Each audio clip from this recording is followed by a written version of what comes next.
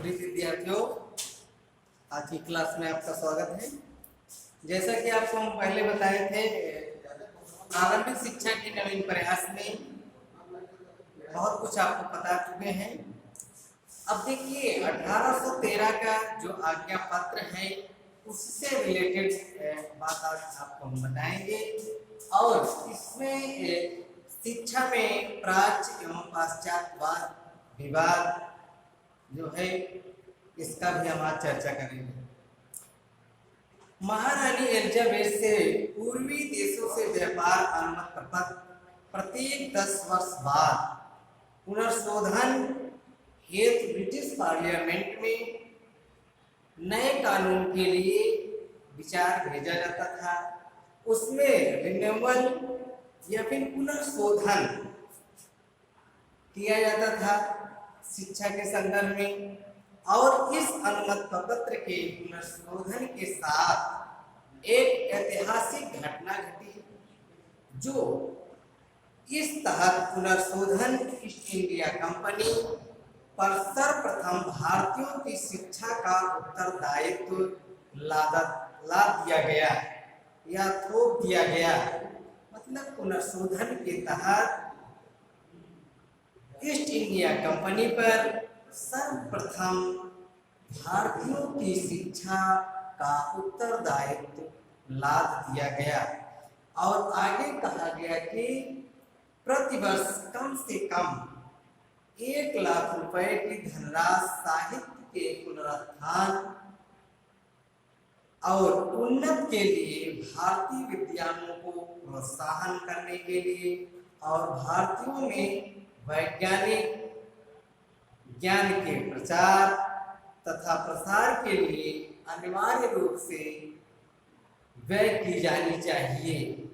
यह बात east India company पर सर्वप्रथम पुनर्शोधन प्रक्रिया के तहत बात रखी गई और इसी कड़ी में 1813 के आज्ञापत्र के संदर्भ में सबसे बड़ा विवाद उछला, वह था प्राच्य एवं पाश्चात्य विवाद। प्राच्य और पश्चात विवाद से आशय यहाँ पर यह है, प्राच्यवादी व्यवस्था जो है एक बहुत बड़ी कंपनी कर्मचारियों का वर्ग इस बात को स्वीकार करता था कि प्राचीन भारतीय साहित्य, संस्कृत और विरासत का नए सिरे से शिक्षण एवं उन्नयन जिससे प्राचीन भारतीय संस्कृति को पुनर्जीवित किया जा सके। प्राच्यवादी व्यवस्था देखा जाए तो हम भारतीयों के संस्कृति और सिविलाइजेशन, सभ्यता, कल्चर से रिलेटेड थी, क्योंकि हम भारतीयों का जो शिक्षा व्यवस्था था ज्यादातर परंपरावादी व्यवस्था पर, ट्रेडिशनल अप्रोच पर काम करता था।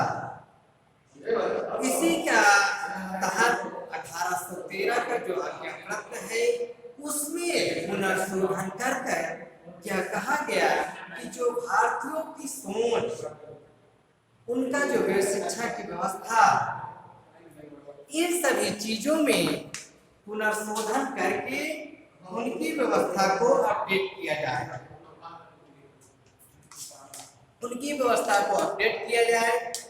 और उनकी सभ्यता एवं संस्कृति यानी सिविलाइजेशन एवं कल्चर को पुनर्जीवित किया जाए। इसी के तहत और तथा देखा जाए तो जो प्राच्यवादी व्यवस्था थी वो पूर्णतः भारतीयों के संस्कृति पर आधारित थी, भारतीयों के सभ्यता पर आधारित थी, और भारतीयों की शिक्षा एवं उनका कल्चर, उनका सभ्यता पूरी तरह से परंपरावादी शिक्षा व्यवस्था में अपना विश्वास रखती थी। लेकिन यहाँ पे 1813 का आज्ञापत्र के तहत पुनर्शोधन करके इसको कुछ नया करने का प्रयास किया गया। तथा इस दल का नेतृत्व बंगाल के प्रसिद्ध शिक्षा सचिव एच.टी. प्रिंसेप ने किया। कौन किया? एच.टी. प्रिंसेप ने किया। किसका नेतृत्व किया? प्राच्यवादी शिक्षा का। और इसके जस्ट अपोजिट देखा जाए तो दूसरा विरोधी दल था वो पाश्चात्यवादी व्यवस्था था। यह प्राच्यवादियों के सिद्धांतों एवं मान्यताओं को नकारता था, ये मानने के लिए तैयार नहीं था। और इस दल में सभी नवयुवक अंग्रेज अधिकारी थे जो देश एवं भाषा संस्कृति में गर्व का अनुभव करते थे। वे अपनी भाषा, अपनी देश, अपनी संस्कृति में ही गर्व का अनुभव करते थे। वे प्राच्य भारतीय संस्कृति को हीन भावना से देखते थे और इसी हीन भावना से देखते थे और इसको अपने तरीके से अपडेट करना चाहते थे। यही है प्राच्य एवं पाश्चात्यवाद विवाद।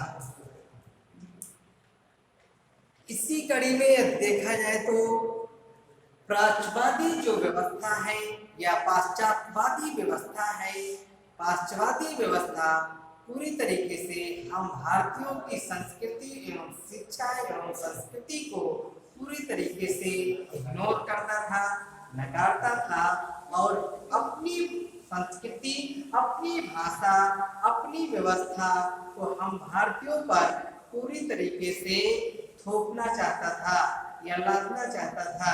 यह भारतीय कल्चर को अपनी तरीके से परिवर्तन करना चाहता था।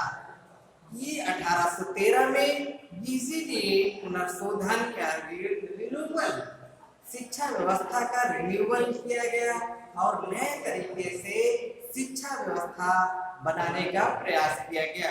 और उनका ये मानना था अंग्रेजों का कि हम भारतीयों को पूरी तरीके से मन से, तन से तो हम भारतीय रहे लेकिन मन से हमको अंग्रेज बनाना चाहते थे। यही प्राच्य एवं पाश्चात्यवाद विवाद का देखा जाए तो पूर्ण सार दिखाई देता है। यही है। ठीक है बच्चों, धन्यवाद। आज की क्लास से